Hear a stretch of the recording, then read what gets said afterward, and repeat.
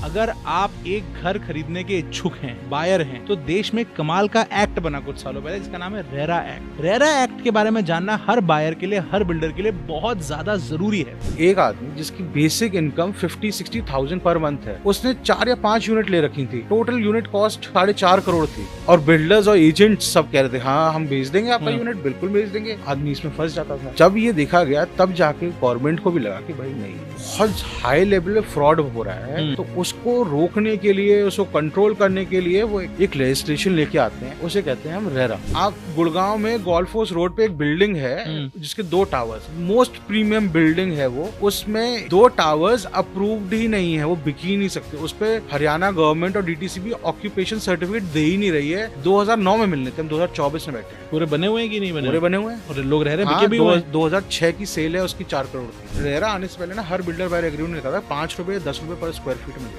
RERA ने उसे Codify किया, कोर्ट्स ने कहा भाई इतना कम क्यों है ये, बायर लेट करता है तो आप 18% ले लेते हैं, आप लेट कर रहे हैं तो आप तो 1.5-1.2% दे रहे हैं, तो वो भी रेरा ने कोडिफाई तो आप भी उतना ही देंगे अब? उन्होंने कहा ऐसा है, आपका रेट ऑफ इंटरेस्ट ये है और बिल्डर का भी है, दोनों ही सेम रहेगी, तो दोनों के राइट्स को कंसोलिडेट किया गया। शायद 2012-13 में जो प्रोजेक्ट आज भी नहीं मिले हैं 2024 में, 100% payment was done in 2011-12 in one go. आज तक वो पैसा रिवर्स भी नहीं हुआ। After coming of RERA black का ट्रांजैक्शन खत्म हो गया। बिल्कुल, बिल्डर तो आपसे ब्लैक मनी ले ही नहीं रहा है, कैश में वो 2 लाख रुपए जो अलाउड है वो लेता है, वो भी आपको पैन कार्ड देना पड़ेगा। जी सर, रेरा एक कमाल का एक्ट सुनने में लग रहा है, कोई कमी है इसमें?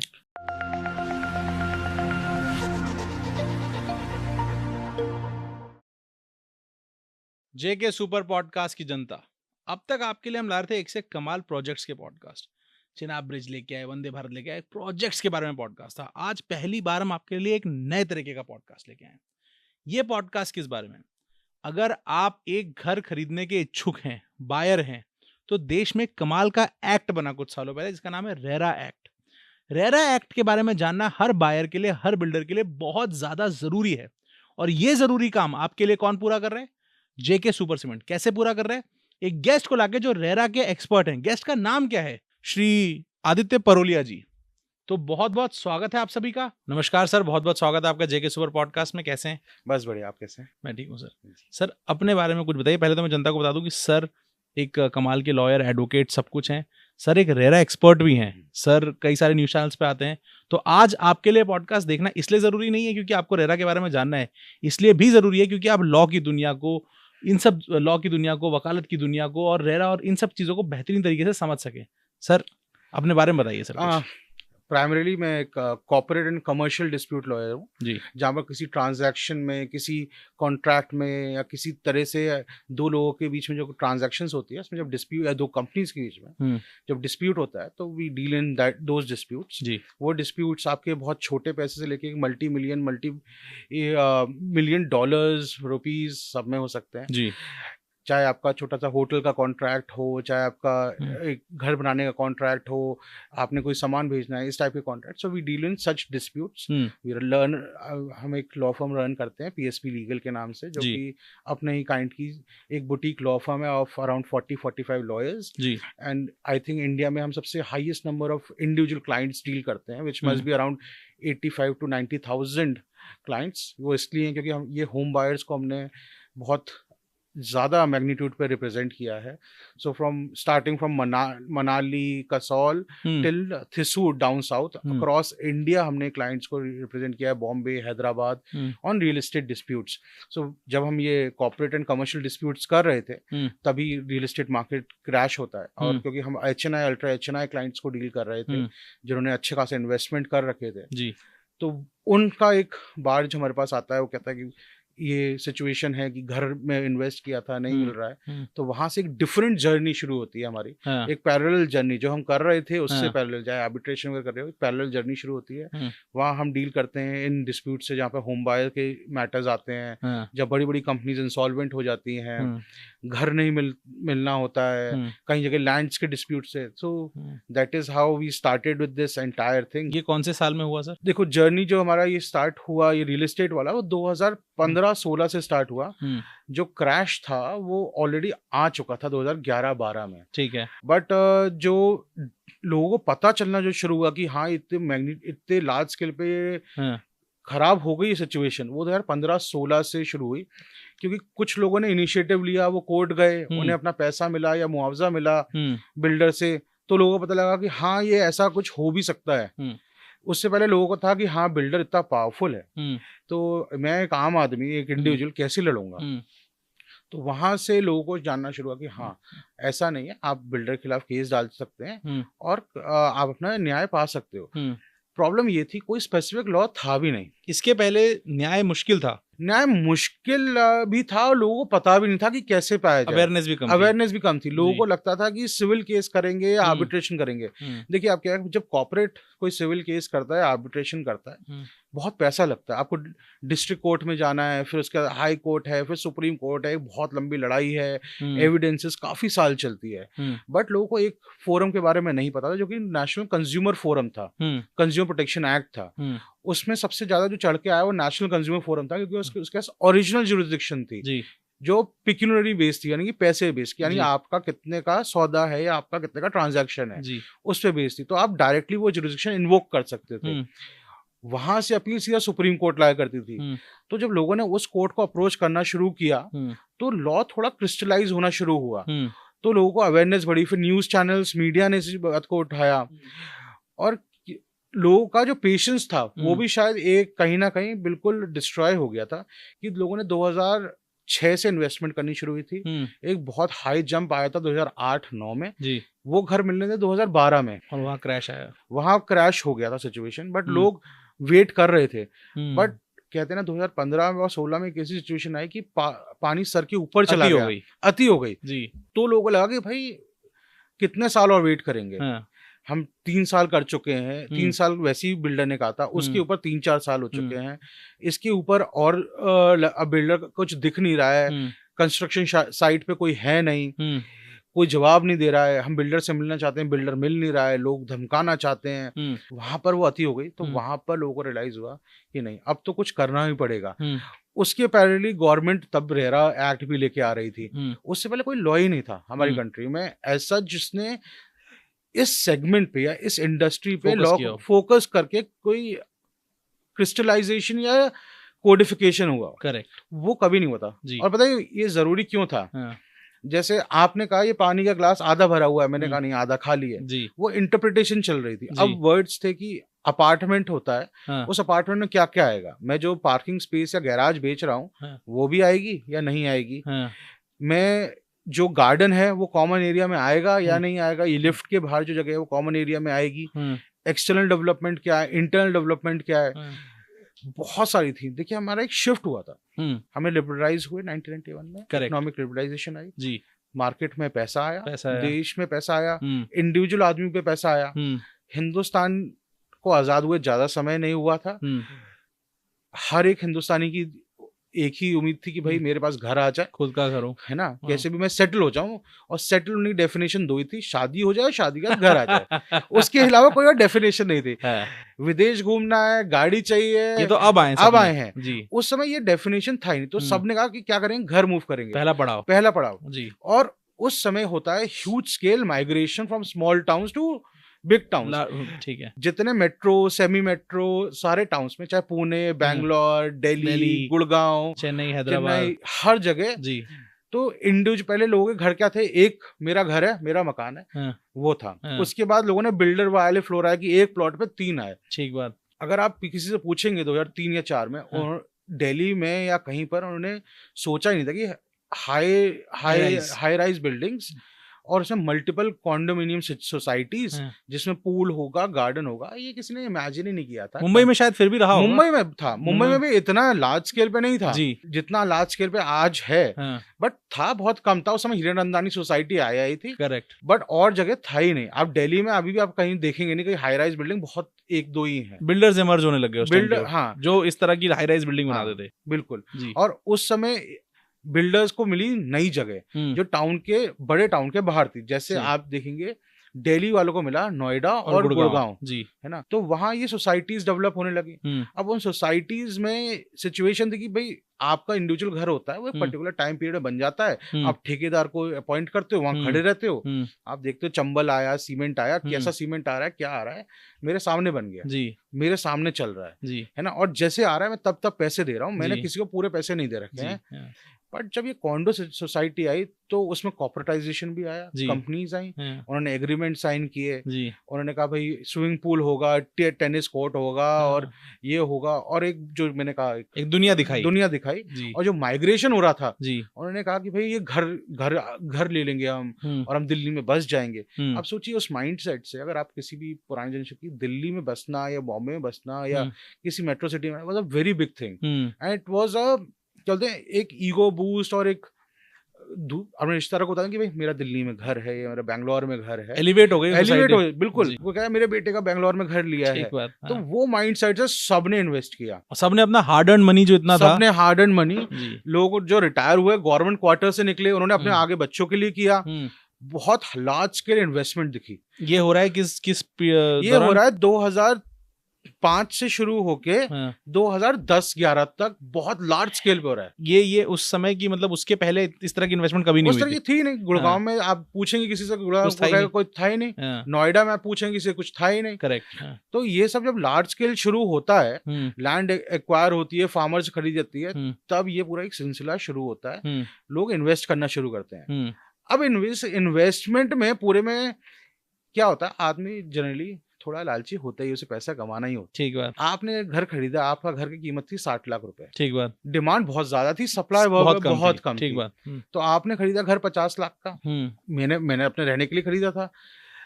इतनी देर में प्रॉपर्टी डीलर आता है, सर आपको 70 लाख में बेचना है, तो आप कहते भाई साहब क्यों नहीं बेचूंगा मैंने दिए तो 5-6 लाख रुपए ही हैं, मेरे तो अच्छा खासा इंक्रीमेंट होके मिल रहा है, 1 महीने पहले लिया था। तो वो एक चेन बन गई 70 लाख का, फिर वो 80 लाख का, और वो एक प्रॉपर्टी बबल बन गया।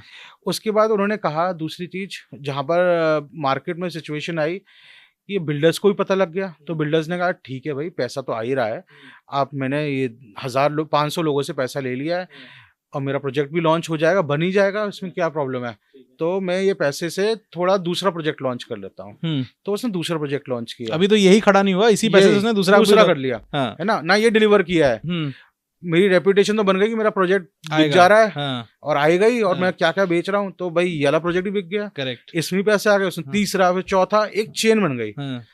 अब यह हुआ कि डिमांड सप्लाई रेशियो जहां एक जगह स्टैग्नेंट तो हो ही जाएगा ना। सही बात है। जब वो स्टैग्नेंट हुआ तो पैसा तो सारा जो इस प्रोजेक्ट का था और इस प्रोजेक्ट का, वो सारा बढ़ गया। और वो जब बढ़ गया और इन्वेस्ट नहीं हुआ तो प्रोजेक्ट बना ही नहीं। और लोगों ने फिर लेना बंद कर दिया। समय निकल गया। उसने कहा भाई मेरा पहले ही नहीं मिला है तो ये लास्ट कहाँ मिलेगा। और वो जो मार्केट की ट्रांजैक्शन थी फिर वो कोलैप्स हो गई।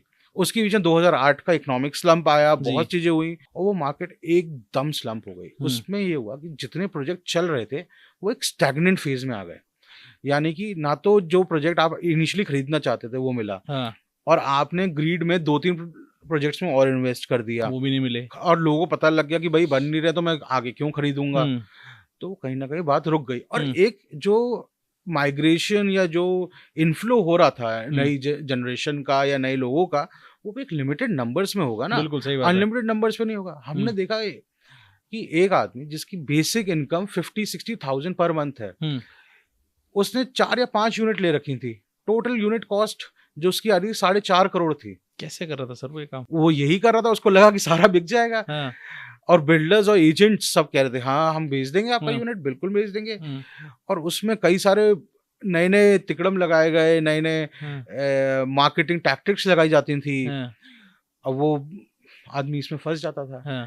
तो जब ये देखा गया तब जाके गवर्नमेंट को भी लगा कि भाई नहीं, ये तो इतना अनरेगुलराइज सेक्टर है कि बहुत हाई लेवल पे फ्रॉड हो रहा है, और इसको रोकें कैसे। तो उसको रोकने के लिए, उसको कंट्रोल करने के लिए वो एक लेजिस्लेशन लेके आते हैं, उसको कोडिफाई करते हैं सेंट्रल गवर्नमेंट, उसे कहते हैं हम रेरा। यहाँ जन्म होता है रेरा एक्ट, यहाँ जन्म होता है रेरा एक्ट का जी। और वो रेरा लॉज को क्रिस्टलाइज करता है। ऐसा नहीं उससे पहले लॉज नहीं थे, करेक्ट, लॉज थे। हर स्टेट ये स्टेट सब्जेक्ट में आता है। करेक्ट। हर स्टेट के पास अपना एक अपार्टमेंट एक्ट था। महाराष्ट्र पे मोफा था, या कर्नाटका पे कर्नाटका अपार्टमेंट एक्ट था, यूपी में यूपी अपार्टमेंट एक्ट था, दिल्ली में था, हरियाणा में था, सब पे थे। बट ना तो उसकी कितनी नॉलेज थी किसी को, ना तो वो इतने लार्ज स्केल पे इम्प्लीमेंट किए जा रहे थे, है ना। और उसमें ये था कि हर कोई अपनी तरह से उसको इंटरप्रेट कर लेता था, और उसमें इतने लूप होल्स थे कि आप और मैं और कोई भी नॉर्मल आदमी उसको अवेयरनेस हो ही नहीं पाती थी। बिल्डर अपनी तरह से कर रहा था, अथॉरिटी अपनी तरह से इंटरप्रेट कर रही थी, कंज्यूमर जो था, जो अलॉटी था, वो अपनी तरह से कर रहा था। किस तरह से पैसा आएगा ये कहीं लिखा नहीं था। पैसा आके क्या होगा, क्या कर सकते हैं, गवर्नमेंट का कितना इंटरवेंशन होगा, कितने स्टेजेस पे एग्रीमेंट होंगे, वो कुछ नहीं लिखा था। कई जगह तो हमने देखा है 2012-13 में जो प्रोजेक्ट आज भी नहीं मिले हैं, 2024 में नहीं मिले हैं। 100% payment was done in 2011-12, 100% in one go. आज तक वो पैसा रिवर्स भी नहीं हुआ। इन्होंने एक नई स्कीम ले आते थे ना। वो करते थे कि एक सबवेंशन स्कीम ले आते हैं। अब इसमें बैंक्स भी इक्वली जिम्मेदार थे। उन्होंने कहा सबवेंशन स्कीम लेके आते हैं। सबवेंशन स्कीम क्या थी कि भाई आप आइए, आप मेरे को, आपका 1 करोड़ का घर है, आप 10 लाख रुपए दीजिए, है ना। आप ये बैंक है, ये मैंने आइडेंटिफाई कर रखी है, बैंक मैनेजर ऑफिसर सबसे बात हो रही थी। आरबीआई ने लिखा था कि ऐसी चीजें नहीं हो सकती। आरबीआई बार बार बोल रहा था। उन्होंने कहा 90% पैसा ऑन डे 1 ये बैंक दे देगी, लोन दे देगी 90%, और मेरे को डिसबर्स कर देगी 90% पैसा। तो यानी कि बिल्डर के पास आराम से on a 1 crore flat 1 crore आ गया, 1 करोड़ आ चुका है। वो 90 लाख से लेके 1 करोड़ तक आ चुका है ऑन डे 1। फाउंडेशन नहीं खुदी है जी। उसने कहा ठीक है, अब ना प्री EMI देनी होगी आपको, EMI नहीं है, प्री EMI यानी कि जो पैसे पे इंटरेस्ट है ना, वो मैं 3 साल तक दूंगा आपकी वजह से। कहा भाई मेरा क्या जा रहा है। अच्छा, प्री EMI मैं दूंगा, बिल्डर दूंगा। प्री EMI पता है क्या होता है? क्या इंटरेस्ट होता है बस। मतलब प्रिंसिपल प्लस इंटरेस्ट चुकाना है आपको लोन का। वो इंटरेस्ट दे रहा है, प्रिंसिपल तो वो स्टैंडिंग है 90 लाख रुपए। उन्होंने कहा जिस दिन डिलीवर होगा उस दिन से आप पे कर लेना। ठीक बात है। तो वहां एक क्या हुआ, जब प्रोजेक्ट मिलेगा ही नहीं, तो मैंने तो 10 लोगों ने सोचा हमने 10 लाख रुपए दिए। जब वो लॉयर से मिलने गए, बैंक से मिलने गए, तब उनको रियलाइज हुआ भाई मैंने 10 रुपए नहीं, पूरे 10 लाख नहीं, पूरे 1 करोड़ रुपया दिया हुआ है। ये जो 90 लाख बैंक ने दिए मुझे चुकाने पड़ेंगे, ये मुझे चुकाने हैं, उस पर इंटरेस्ट खड़ा हो चुका है। और कई मामलों में बैंक बिल्डर हो गया इंसॉल्वेंट। ना घर मिल रहा है, लोन खड़ा हुआ है, ना बिल्डर मिल रहा है, कई में बिल्डर भाग गया। तब लोगों को सिचुएशन रियलाइज हुई कि भाई हो क्या रहा है, कोई लॉ है नहीं, कोई लॉ फॉलो नहीं हो रहा, सिचुएशन इतनी गंभीर है, और ये प्री EMI का पूरा लोन मेरे पे आ चुका है, सिविल स्कोर मेरा खराब हो चुका है, मैं गाड़ी का क्या साइकिल का लोन नहीं ले सकता। तो वहां पर जाके गवर्नमेंट को इंटरवेंशन करना पड़ा कई स्टेजेस पे। और बड़े से बड़ा बिल्डर आज आप देखेंगे पुराने टाइम में, will not take name, but Noida में इतने बड़े बड़े बिल्डर हैं जो हमने सोचा था, यानी एक ड्रीम था कि भाई इस पे घर ले लो, मैं सुरक्षित हूँ, लाइफ सेट हो जाएगी, और ये तो कुछ भी हो जाए ये इंसॉल्वेंट नहीं होगा। वो सारे इंसॉल्वेंट। आज नींव भी नहीं पड़ी कईयों की। कईयों में तो ऐसा था कि लैंड ही नहीं थी उनके पास। लैंड ही नहीं थे, टाइटल ही क्लियर नहीं था। और रेरा तब था नहीं, नॉर्मल अपार्टमेंट ओनर एक्ट थे। तो ये जो बेसिक फाउंडेशन है वो कुछ थी नहीं। लोग जैसे मैंने कंज्यूमर कोर्ट जा रहे थे। कंज्यूमर कोर्ट क्या करता है, जब वो तो तब पिक्चर में आएगा जब डिस्प्यूट आएगा, यानी मेरे और आपके बीच में डिस्प्यूट। बट एक उसको बैक मतलब उसका सपोर्ट करने के लिए कोई लॉ भी तो क्रिस्टलाइज होना चाहिए। सही बात है। आप जज है, मैं जज हूँ, आपका एक इंटरप्रिटेशन है, मेरा एक इंटरप्रिटेशन है। जब तक वो बनेगा करेगा, ऑर्गेनिक ग्रोथ होती है लॉ की, तो वो एक टाइम लग जाएगा। उसमें 5-6 साल लगे। एनसीडी उसने बहुत इफेक्टिव लॉ बनाया, करेक्ट, बट वो हर चीज पे कवर नहीं कर रहा था। वो इस पे कर रहा था कि घर नहीं मिला तो आपको पैसे कितने लौटाने पड़ेंगे, कितने ब्याज से लौटाने पड़ेंगे, कब से लौटाने पड़ेंगे, देर से दिया तो क्या ब्याज देनी पड़ेगी। बट अब इस पे कौन करेगा कि भाई प्रोजेक्ट लॉन्च कैसे होगा, आप क्या डिक्लेरेशन देंगे, टाइटल क्या होगा, कौन डायरेक्टर है। भाई देखिए, आप अपनी कंपनी चलाइए, कंपनी का नाम XYZ प्राइवेट लिमिटेड है, मैं और आप डायरेक्टर हो, हमें तो शील्ड मिली हुई है, हम तो फिड्यूशियरी कैपेसिटी में, ठीक है, कॉर्पोरेट लॉ है ये, है ना। उसमें आप कॉर्पोरेट वे लिफ्ट करेंगे, बहुत करेंगे तब होगा। Body corporate is in legal entity in its own, एक अपने आप में एक व्यक्ति की तरह मान लीजिए उसको। तो वो जो भी आपको सू करना है इस कंपनी को करना है। अब वो कंपनी कल इंसॉल्वेंट हो जाएगी, यू कांट कैच मी और यू। सही बात है भाई। वो कंपनी ने पहले कितने प्रोजेक्ट डिलीवर किए हैं, नहीं किए हैं, ये पैसा कितना ले रहा है, कितने अपार्टमेंट आ रहे हैं, सैंक्शन प्लान क्या हो रहे हैं। तो बहुत तर्ज पे ये लॉ को क्रिस्टलाइज किया गया थ्रू रेरा। ठीक है। तो यहाँ पर ये हुआ इस यहाँ तक हमने अब पूरी तकलीफ को समझ लिया। अब रेरा एक्ट का जन्म होता है। ठीक है, रेरा एक्ट एक सेंट्रलाइज्ड और कॉन्क्रीट एक्ट बना दिया गया जिसमें सारे परम्यूटेशन कॉम्बिनेशन हर चीज को समझ लिया गया। हाँ। अब रेरा एक्ट के बारे में बात करते हैं, क्या है ये एक्ट एग्जैक्टली, और पहला जो हम जिस तरफ चलेंगे वो है कि इसका इम्पैक्ट बिल्डर्स पे क्या हुआ है। रेरा एक्ट से पहले ना सब कुछ अनऑर्गेनाइज था। ठीक है, किससे लाइसेंस लेना है, किससे अप्रूवल लेना है, स्टेट बॉडीज गवर्न कर रही थी, अभी भी स्टेट करती है। जैसे मैंने कहा, हर एक की अपना एक काम करने का तरीका था जी, और वही चल रहा था जी। उस काम करने का आपने दिल्ली में खरीदा तो अलग तरीका होगा, नोएडा में खरीदा अलग होगा, गुड़गांव में खरीदा अलग होगा जी। तो इसमें यूनिफॉर्मिटी चाहिए थी जी। तो वो एक ढांचा तैयार करते हैं, इसे कहते हैं रेरा। और वो रेरा एक्ट सब कुछ डिफाइन करता है कि भाई एक्सटर्नल डेवलपमेंट एरिया क्या होगा, एक्सटर्नल डेवलपमेंट चार्ज क्या होगा, आप कितना पैसा लेंगे, फिर एग्रीमेंट करेंगे। क्या होता था एग्रीमेंट, सोचिए आपसे मैंने 20 लाख रुपए ले लिए, 1 करोड़ रुपए, 20% हो गया। मैं 3-3 साल बिल्डर बायर एग्रीमेंट नहीं होता था। और बिल्डर बाय एग्रीमेंट इसलिए नहीं होता था कि मैंने आपसे 2 साल बाद बिल्डर बाय एग्रीमेंट किया एप्लीकेशन फॉर्म के बाद, मैं डिलीवरी का टाइम पीरियड तब 3 साल शुरू करूंगा, वहां से करूंगा तो 5 साल मिल जाते थे इंस्टेड ऑफ बुकिंग। तो मैंने कहा भाई आप 10%, जिस दिन पैसा 10% ले लेंगे आपको बिल्डर बाय एग्रीमेंट करना पड़ेगा, आपको पैसा लौटाना पड़ेगा। अब पॉइंट था कि अगर आप डिले करें तो कितना डिले, आप जज हैं, आपने कहा भाई 6 महीने डिले है, मत लो पैसा, घर ले लो चलो। मैंने कहा नहीं, 1 साल डिले बहुत होता है, 1 साल मेरे टाइम से 1 साल बाद डिले हो जाए तो आपको नहीं भाई, अगले दिन जिस दिन आपने प्रॉमिस किया है अगले दिन नहीं मिला, आपके पास राइट है पैसा लेने का। वो परसेंटेज क्या होनी चाहिए, आपने कहा भाई इसको ब्याज 10% से दे दीजिए, मैंने कहा नहीं 12, किसी ने कहा 18, ने कहा नहीं ये होगी ब्याज दर, MCLR प्लस 2% या 1%, ये स्टेट गवर्नमेंट पे छोड़ दिया कि आप, और फिर स्टेट गवर्नमेंट्स का कहा आप अपने रूल्स एंड रेगुलेशंस लेके आइए, इनको फॉलो करते हुए ताकि यूनिफॉर्मिटी आए। ठीक है, तो वहां से यूनिफॉर्मिटी आती है जी। वहां से वो बिल्डर बायर एग्रीमेंट अप्रूव होके आते हैं। अभी भी उसमें थोड़ा डिस्प्यूट है, कोर्ट, सुप्रीम कोर्ट बैठी हुई कि मॉडल बिल्डर बायर एग्रीमेंट बने। देखिए क्या है ना, जब भी किसी भी देश का निर्माण होता है ना, तो जो जब तक बेसिक इंफ्रास्ट्रक्चर पे हम काम नहीं करेंगे ना, तो हम जितनी ग्रोथ कर लें, चांद पे पहुंच जाएं, सूरज पहुंच जाए, किसी तारे पे पहुंच जाएं, सब कुछ सुपरफिशियल है जब तक बेसिक ह्यूमन राइट्स आपके आइडेंटिफाई नहीं होंगे। सर इसको अब एक सिंपल उसमें समझते हैं कि सपोज करिए कि आप एक बिल्डर हैं, आपने कल डिसाइड किया कि मैंने एक लैंड आइडेंटिफाई कर लिया, यहाँ पे अच्छी एक बिल्डिंग बन सकती है, सब कुछ हो सकता है, एक हाई राइज बना सकता हूँ। अब आपको रेरा के तहत काम करते करते क्या आपका प्रोसीजर होगा, कैसे शुरुआत होगी सर? देखो हाँ, यही रेरा ने किया, एक प्रोसीजर बनाया जी कि अप्रूवल्स कैसे आएंगे और मेरे को अप्रूवल के लिए आप क्या क्या डॉक्यूमेंटेशन दोगे जी, क्या क्या आप डिक्लेरेशन दोगे जी।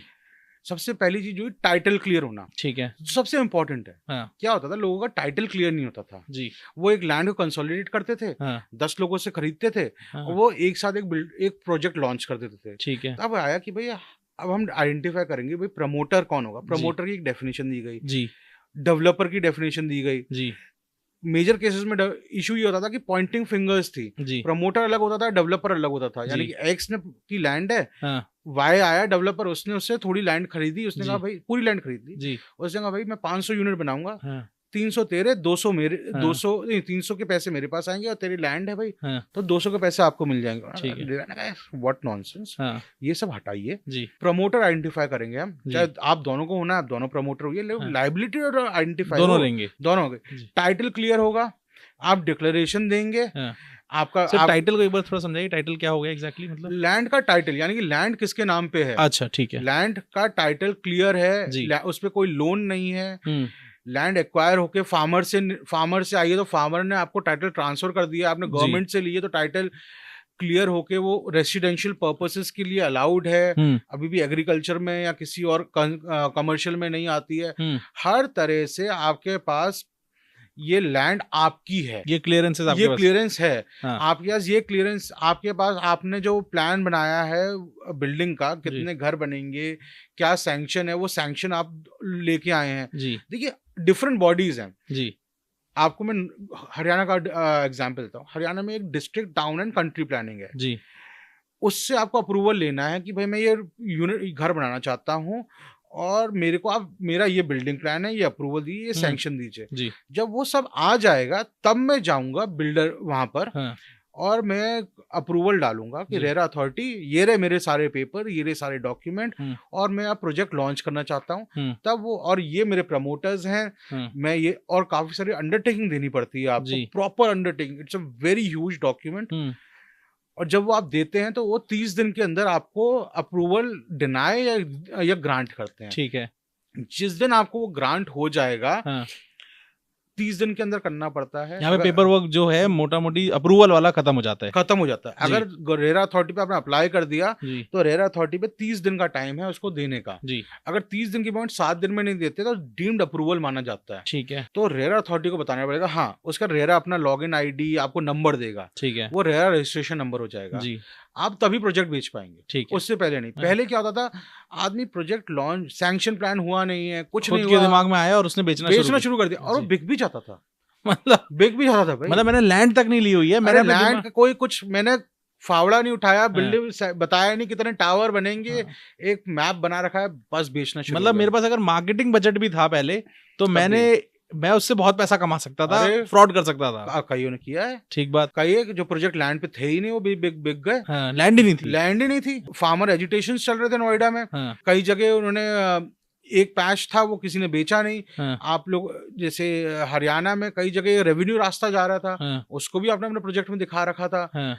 बहुत उसमें डिस्प्यूट्स चले हैं। ठीक है। और वो आपने प्रोजेक्ट बेच दिए, है ना। अब वो प्रोजेक्ट आपने बेच देते थे तो आप भाई पैसा तो अटक गया। तो इसको रोकने के लिए उन्होंने कहा जब रेरा नंबर आएगा, उसके बाद ही आप बेच सकते हैं। उसको बाद बेचेंगे, 10% पैसा लेंगे, उसके बाद आपको बिल्डर बाय एग्रीमेंट करना है। ठीक है। आप जो पैसा आएगा वो 70% एस्क्रो अकाउंट में डालेंगे जी। वो सिर्फ प्रोजेक्ट की कॉस्ट पे लगेगा।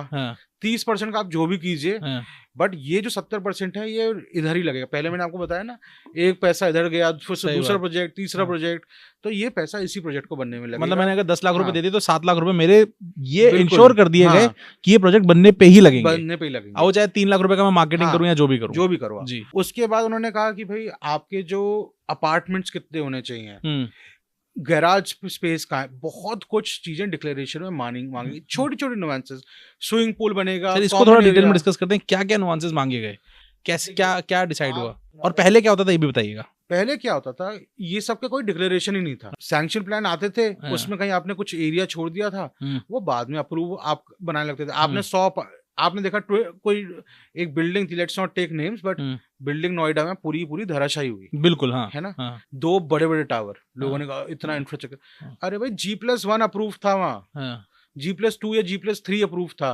G+40 सेकंड फ्लोर पर पहुंच चुके थे वो। मतलब उस बिल्डिंग का से 3 माले 4 माले अप्रूव थे, और 42 माले उन्होंने 42 माले होते हैं।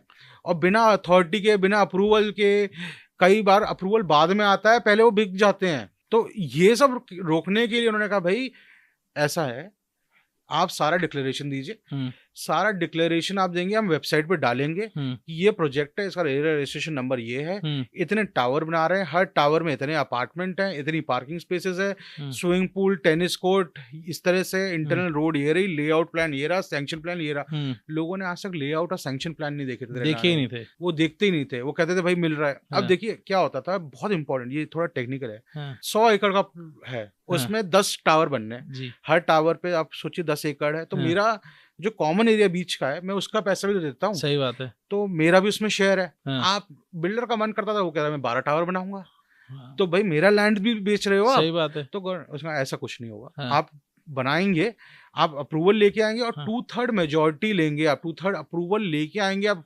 बायर्स का, लॉटीज का, तब आप बना सकते हैं। तो ये सब कोडिफाई होता है, और ये सब पे रेरा सारी डिक्लेरेशन अपनी वेबसाइट पे देती है, और स्टेट गवर्नमेंट और स्टेट अथॉरिटीज को ये जिम्मा सौंपा जाता है। वो सब कुछ, जब जैसे आप देखेंगे ये स्टेट सब्जेक्ट हो चुका है। यूपी रेरा अलग है, हरियाणा अलग है, ठीक है, all driven by a central act, empowered bye a central act, but state subject. ठीक है। तो ये डिक्लेरेशंस है। तो सर कंस्ट्रक्शन के टाइम पे भी इनको रेगुलेट किया जाता है? हाँ, वो कैसे होता है? हर क्वार्टर रिपोर्ट देनी है आपको, कितने बिके, कितने बचे हैं। क्वार्टरली रिपोर्ट्स नहीं देंगे तो आपका लाइसेंस रिवोक कर देंगे। वो आपका लाइसेंस रिवोक कर देंगे, और वो डाल देंगे आपका, आप और नहीं बेच सकते, आप पे सैंक्शंस लगा देंगे, पेनल्टीज लगा देंगे। बहुत सा, देखिए ये किताब में लिखा हुआ है, हो रहा है, इम्प्लीमेंट हो रहा है, बट धीरे धीरे हो रहा है, बट हो रहा है। बट इससे काफी कुछ रेगुलेशन डर पैदा हुआ है। पहले कोई डर था ही नहीं। आप गुड़गांव में गोल्फ कोर्स रोड पे एक बिल्डिंग है जिसके 2 टावर्स हैं, मोस्ट प्रीमियम बिल्डिंग है वो, उसमें 2 टावर्स अप्रूव्ड ही नहीं है, वो बिक ही नहीं सकते। उस पे हरियाणा गवर्नमेंट और डीटीसीबी ऑक्यूपेशन सर्टिफिकेट दे ही नहीं रही है। 2009 में मिलने थे, हम 2024 में बैठे हैं। पूरे बने हुए हैं कि नहीं बने? पूरे बने हुए हैं और लोग रह रहे हैं, हाँ, बिके भी हुए हैं। 2006 की सेल है उसकी 4 करोड़ की। 2006 sold for 4 crore rupees. We fought a case till Supreme Court. In fact, a sitting minister of the government, union government, had to fight a case till Supreme Court to get his money back. अच्छा। Where there is a dispute, they say कि भाई metro हम allow ही नहीं कर सकते construction. वो कह रहे हैं नहीं, अब कैसे होगा। बहुत उस पर डिस्प्यूट चल रहा था। तो वो हमने पैसा लोगों को वापस लग कर आया। तो इस तरह की जो प्रॉब्लम्स थी ना, तो इसको रेगुलेट करने का सारा डिक्लेरेशन दीजिए आप। वो डिक्लेरेशन आएगा आई थिंक टिल एम, ए से लेके एम तक पॉइंटर्स हैं सेक्शन में कि ये आपको डिक्लेयर करना है। अच्छा। और उसके सब सेक्शंस हैं। वो सब जब डिक्लेयर होगा तब आपका रेरा सैंक्शन देगी, अप्रूवल देगी। फिर आपको क्वार्टरली रिपोर्ट करना है कि कितना आपने बेचा, कितना बन गया, वो पैसा कितना आया, कितना एस्क्रो अकाउंट में कितना आया। उसके बाद आप बना सकते हैं। अगर आप कभी गुड़गांव जाएंगे, आप अब जाएंगे तो आपको काफी चेंज दिखेगा, क्योंकि पोस्ट कोविड दोबारा वो पैसा आया। और वो प्री कोविड तो इट वाज अ कंकाल standing in Noida and Gurgaon, मिल ही नहीं रहे थे प्रोजेक्ट। आज भी बने पड़े सुपर स्ट्रक्चर बनाने में 20 से 30% पैसा लगता है। और जब सुपर स्ट्रक्चर बन जाता था, यानी कि टॉप फ्लोर आपने बना दी, तो 80 to 90% पैसा बाहर से ले लेते थे। और वो सुपर स्ट्रक्चर वैसे के वैसे ही रखे हैं। और ये यहाँ पर प्रॉब्लम आई, यहीं से तो मार्केट क्रैश होना शुरू हुआ कि भाई लोगों से आपने सारा पैसा ले लिया, किसी से अपफ्रंट ले लिया, किसी से पूरा सुपर स्ट्रक्चर पे ले लिया, बट डिलीवरी कहाँ है? आपने फिर क्या करते थे, लोग डिलीवर कर रहे हैं, घर बन गया, उन्होंने कहा भाई मेरे 10 टावर बनने हैं, आप मैंने 2 टावर बनाए, पहले 2 लीजिए। स्विमिंग पूल कहाँ है, गैराज कहाँ है, टेनिस कोर्ट कहाँ है, आपने क्लब बोला था, क्लब्स आने लगे थे, वो कहाँ है, वो नहीं बनते थे। तो इन सबको रेगुलेट थ्रू रेरा किया गया और डिक्लेरेशन लिया गया कि ऑक्यूपेशन सर्टिफिकेट कैसे आया जाएगा। कमेंसमेंट सर्टिफिकेट की बात हुई, पहले कमेंसमेंट सर्टिफिकेट के बिना ही काम शुरू हो जाता था। सर इन दोनों सर्टिफिकेट को थोड़ा समझा दीजिए। देखिए 3 तरह के सर्टिफिकेट होते हैं एक बिल्डिंग को एंड टू एंड डिलीवर करने में। कमेंसमेंट सर्टिफिकेट सबसे पहला कि आप भाई काम शुरू कीजिए जी। जब बिल्डिंग बन जाती है तो उसके बाद आता है ऑक्यूपेशन सर्टिफिकेट, यानी कि it is fit for occupancy. उसको इंटरचेंजेबली कई लोग सीसी से यूज करते हैं, यानी कि completion certificate. But ideally completion certificate तब आता है जब पूरा का पूरा प्रोजेक्ट जिस तरह से प्रॉमिस होता है वो दे दिया जाए। ठीक है। ये 3 certificates ideally situation completion certificate पे आनी चाहिए, बट कई जगह ऑक्यूपेशन सर्टिफिकेट पे भी अलाउड है।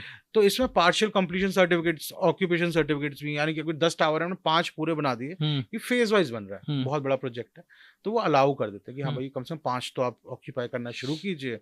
तो ये 3 सर्टिफिकेट्स आने जरूरी है। पहले क्या होता था, ये बहुत इंपॉर्टेंट आपने क्वेश्चन पूछा, ऑक्यूपेशन सर्टिफिकेट आज भी कई टावर्स का, कई बिल्डिंग्स का नहीं आया होता था, और वो पोजीशन दे देते थे। सर मुंबई में तो मैंने ऐसा बहुत देखा है। बहुत है, दिल्ली में, नोएडा में था, गुड़गांव में था। अभी भी कई सारे प्रोजेक्ट हैं जो यमुना एक्सप्रेस वे पे हैं, जहां पर लैंड ड्यूज हैं यमुना अथॉरिटी के, वो ऑक्यूपेशन सर्टिफिकेट नहीं दे रहे हैं। वो कह रहे हैं आप ड्यूज नहीं क्लियर करोगे, क्योंकि आपने ड्यूज क्लियर कर दिए, टाइटल क्रिएट हो गया थर्ड पार्टी। जब तक आपको मैंने फ्लैट बेचा है, आपके पास तो builder buyer agreement to sell की तरह है। जब तक कन्वेंस डीड नहीं हुई तब तक टाइटल बायर का पूरा नहीं हुआ, तब तक बिल्डर वेस्टेड है, आपका एक सिंबॉलिक वो है।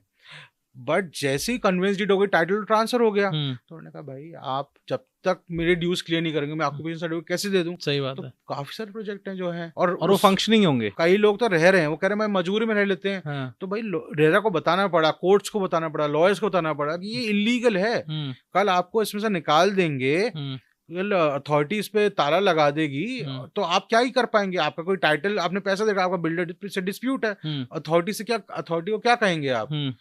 फिर कोर्ट की फाइट होगी। तो उन्होंने कहा नहीं, जब तक ऑक्यूपेशन सर्टिफिकेट नहीं आएगा आप किसी को घर नहीं देंगे। इससे मुझे एक बहुत इंपॉर्टेंट सवाल आ रहा है कि अगर कल को मैं एक बायर हूँ, मैं खरीदने जा रहा हूँ, मैंने एक बहुत अच्छा प्रोजेक्ट देख लिया, चकाचौंध देख ली, सब कुछ देख लिया, जब मैं धरातल पे खरीदने जा रहा हूँ तो मुझे क्या क्या चीजों को दिमाग में रखना चाहिए? एक स्टेप वाइज अगर आप मुझे बताएंगे, अगर मैं खरीदने जा रहा हूँ तो मुझे क्या क्या चीजें क्रॉस चेक कर लेनी चाहिए before giving him a single penny? सबसे पहले देखिए क्या है, 2 तरीके से सेल होगी, या तो आप डायरेक्ट कंपनी पे जाएंगे मार्केटिंग से, या तो एक एजेंट के थ्रू जाएंगे। ठीक है। रेरा एक्ट के बाद सारे एजेंट्स रेरा रजिस्टर्ड एजेंट्स होने चाहिए जी। तो अगर आप एजेंट पे जा रहे हैं तो पहले चेक कीजिए कि ये रेरा रजिस्टर्ड है या नहीं जी। दूसरा, अगर आप प्रोजेक्ट आइडेंटिफाई कर चेक करूं उसका कोई कार्ड वगैरह होता है? हाँ, रेरा जैसे प्रोजेक्ट का रजिस्ट्रेशन है, ऐसा रेरा एजेंट का ठीक है। रजिस्ट्रेशन है, वेबसाइट पे सब मिलेगा। ठीक है। वेबसाइट है self sufficient with all the information. आप अगर रेरा में जा रहे हैं, अपने प्रोजेक्ट खरीदना है, तो उससे पहले आप वेबसाइट पे जाइए रेरा की, आप रेरा का रजिस्ट्रेशन है या नहीं है, उससे रजिस्ट्रेशन नंबर मांग लीजिए बिल्डर से, उस पे सारी चीजें चेक कीजिए कि सैंक्शन प्लान कितना है जी। आपको जो यूनिट बेच रहा है वो सैंक्शन प्लान में है या नहीं है, इसके पास्ट डिलीवरेबल्स क्या हैं, कितने प्रोजेक्ट इसने पास्ट में बनाए, क्योंकि आपको ये डिक्लेयर करना पड़ता है आज, है ना, ओनरशिप किसकी है, टाइटल क्या है, आप सब चीज देखिए।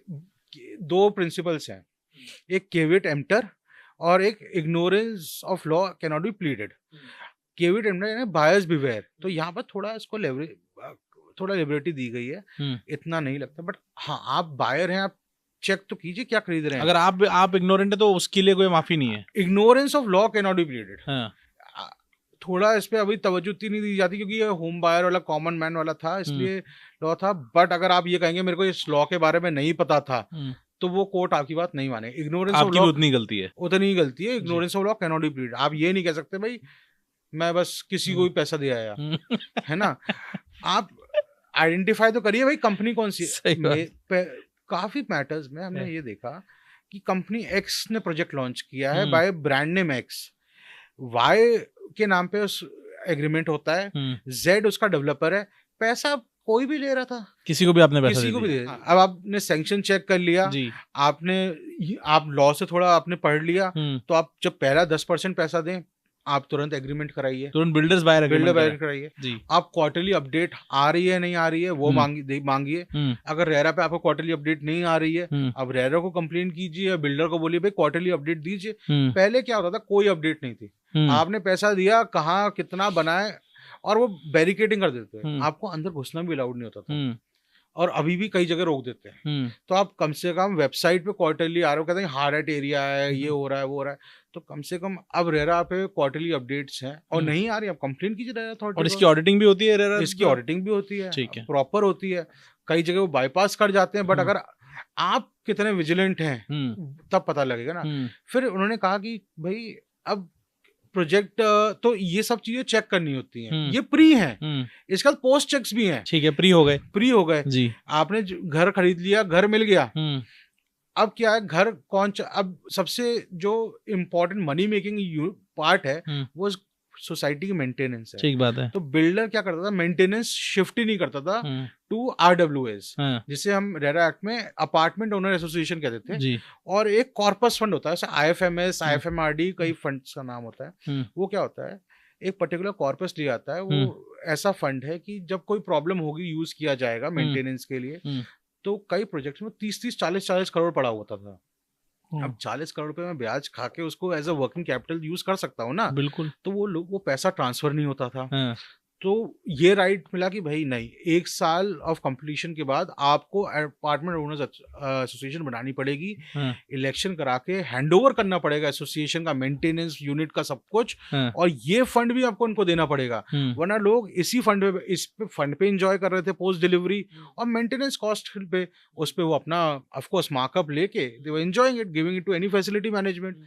तो ये सबको रोका गया। तो ये सब चीजें ध्यान रखने वाली हैं। ठीक है, आपका प्लान क्या है, प्लान अप्रूव है, आपने पैसे क्या दे रहे हैं, क्या स्टेज ऑफ कंस्ट्रक्शन है, क्वालिटी चेक्स भी आप करवा सकते हैं जी। आप ये देख सकते हैं कि मेरा बिल्डर भाई कोई इंसॉल्वेंट तो नहीं हो रहा है, बहुत सारी चीजें। सर कंस्ट्रक्शन की क्वालिटी को भी चेक करवा सकते हैं आप करवा सकते हैं, क्यों नहीं। आपने देखा होगा एक जगह तो वो पूरा फ्लोर प्लेट ही गिर गया जी, पूरे 5 टावर उन्होंने बोल दिए जी। तो ये चीज भी तो आप चेक कराएंगे, मैं आपको कुछ भी बना के दे दूं, आप रहने थोड़ी लगेंगे उसमें। ठीक बात। तो ये क्वालिटी ऑफ कंस्ट्रक्शन भी चेक कराइए, अगर आपको लग रहा है कोई प्रॉब्लम है तो रेज कीजिए। पहले ये था कि सब लोग इतना डरते थे कि कोई अपनी वॉइस रेज ही नहीं करता था। घर खरीदना ना एक चैलेंज है। आइडियली अगर आप किसी फाइनेंशियल एक्सपर्ट से पूछेंगे तो मिक्स राय है। आप मेरे से जो घर खरीदना is most stupid act you will ever do. अच्छा। एंड एज अ इन्वेस्टमेंट या point of view it is also not advisable. क्यों एडवाइजेबल नहीं है? आज में 6 करोड़ रुपए का घर या 10 करोड़ रुपए का घर है ना, सपोज आपका नोएडा, गुड़गांव या कहीं पर भी, उसका रेंट पर मंथ कितना आएगा, 1.5 1.6 एट मैक्स, और आप उसको मल्टीप्लाई कीजिए, यानी कितना हुआ 15 लाख रुपए, यानी कि 1.5 टाइम्स पर एनम। मैं उस 10 करोड़ रुपए को अगर मैं कहीं भी इन्वेस्ट एफडी भी कर दें, एफडी भी कर दूं, 7% आ रहा है ना मेरे को। जी। तो ये जो ड्रीम बेची जा रही थी ना, यही प्रॉब्लम है, पीयर प्रेशर से बेची जा रही थी और लोग खरीद रहे हैं। करेक्ट। और क्यों खरीद रहे हैं? क्योंकि उनको पता ही नहीं है, ना तो फाइनेंशियल नॉलेज है, ना तो लीगल नॉलेज है, और वहां पर ये सारी प्रॉब्लम्स आती हैं। इमोशनल। और आज आपकी ट्रांसफरेबल जॉब है, आज आप दिल्ली हैं, कल आप बॉम्बे होंगे, कल आप मुंबई होंगे, कहाँ होंगे आपको कहीं नहीं पता है। 10 करोड़ रुपए अगर मैं इन्वेस्ट कर लूं तो मैं उस घर में 10 साल लीज पे ले सकते हो। सही बात है। अब लोग क्या करते हैं, small, they save small money, now let's talk about small money. They save registration cost of the lease agreement. They into a 11 month period की लीज डीड पे लीज होने आप पे कीजिए, आप 5 साल 6 साल 10 साल रहिए उस घर में, फिर वो वैसे डिटेरियोरेट होगा, आप किसी और में चले जाइए, कहीं और चले जाइए। बट ये नॉलेज ही नहीं है लोगों को ये नॉलेज नहीं है कि आपका जो घर है वो जो आप बेचेंगे सपोज, तो उस पर टैक्स लगेगा, इंडेक्सेशन, कई वो प्रॉब्लम्स थी। RWA की प्रॉब्लम्स हैं, बहुत सारी प्रॉब्लम्स आज भी एग्जिस्ट करती हैं, वो एक डिफरेंट इशू है। बट रेरा ने कम से कम ये किया कि फर्स्ट जो आपका ट्रांजैक्शन टू योर ट्रांसफर है उसको थोड़ा सेफगार्ड किया है जी, और वहीं सबको प्रोटेक्शन मिली जी। सर आज मान लीजिए कि मैंने घर खरीद लिया, घर खरीदने के बाद जो जो तकलीफें आपने गिनाई वो मुझे आ गई हैं, अब मैं एज अ बायर क्या करूं, यहाँ से मैं क्या करना शुरू करूं? ये बहुत डिबेटेबल चीज है जी। इसमें 3 ऑप्शन है जी, है ना। अब लोगों का प्रॉब्लम ये है कि वो पहले तो डरते हैं कोर्ट जाने से। पहले तो आप डरिए मत भाई, आपके पास राइट है, अपना राइट इन्वोक करिए। अगर आप बैठे रहेंगे तो nobody is coming to help you. Correct. RERA suo motu cognizance ले ले, वो बहुत रेयर होता है, बट कोई बताएगा तो। इतनी बड़ी पॉपुलेशन है, इतने प्रोजेक्ट है, मॉनिटरिंग हो रही है, बट क्या रिपोर्ट जा रही है, सही है गलत है, यू नीड टू चैलेंज। मैं कुछ और पिक्चर दे रहा हूँ अथॉरिटी को, अथॉरिटी आके चेक कर रही है नहीं कर रही है, but you need to be vigilant of the situation. तो पहले बात करते हैं एक इंडिविजुअल की। आपका घर नहीं मिला, 3 राइट है। आप पहला आप रेरा में तुरंत कंप्लेंट फाइल कर सकते हैं, it's very easy, not very technical. ठीक है। दूसरा आप कंज्यूमर कोर्ट जा सकते हैं, जो सबसे पहला और सबसे इफेक्टिव मोड लगता है हमें। तीसरा है आप इंसॉल्वेंसी कोर्ट जा सकते हैं। इंसॉल्वेंसी कोर्ट में आप घर मिलने के लिए नहीं जाते हैं, आप किसी कंपनी ऐसी है कि भाई मेरा घर मिलना 3 साल में 8 साल हो गए, बन ही नहीं रहा है, कंपनी कह रही है पैसा ही नहीं है, दिवालिया हो गई, मैं मुझे मेरे पैसे वापस चाहिए, मुझे पैसे नहीं, मैं कुछ कर ही नहीं सकता। ये सबसे एक्सट्रीम सिचुएशन है। रेरा में और कंज्यूमर कोर्ट में आप पैसे मिलने के लिए गए हैं। अब जब आपका वो बिल्डर इस सिचुएशन है कि पैसा लौटा ही नहीं सकता, वो सारा कहीं गायब ही हो गया, तो अब आप क्या करेंगे? या तो आप हाथ पे हाथ धर के बैठ जाइए। तो इसके 2 प्रोविजंस हैं, या तो आप सेक्शन 8 रेरा है उसमें डालिए भाई गवर्नमेंट या कोई एसोसिएशन ऑफ बायर्स या आप, यानी आप लोगों की बायर्स की एसोसिएशन से टेक ओवर कर ले और वो खुद बनाए, या आप इंसॉल्वेंसी कोर्ट जा सकते हैं और प्रोजेक्ट कंपनी को इंसॉल्वेंट डिक्लेयर करके एक नई कंपनी लाके फिर उसको रिवाइव करवा सकते हैं। अच्छा, तो ये सिचुएशंस आपके पास। So there are various situations.